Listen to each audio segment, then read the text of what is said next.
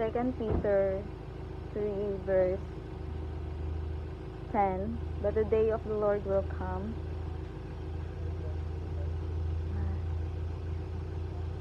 as a thief in the night, in the which the heavens shall pass away with a great noise,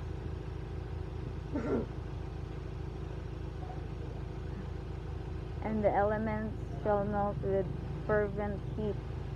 The earth also and the works that are therein shall be burned up.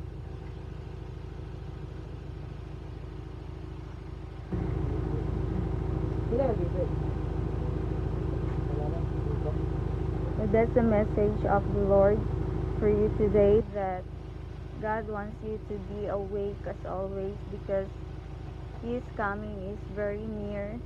The day of His coming is so much near and so much imminent, and that God will help you to focus on Him as always, and God will help you in your daily needs.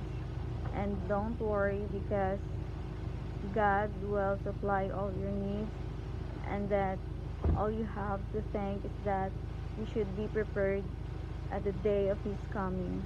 And thanks for watching my video, and God bless you all. Bye.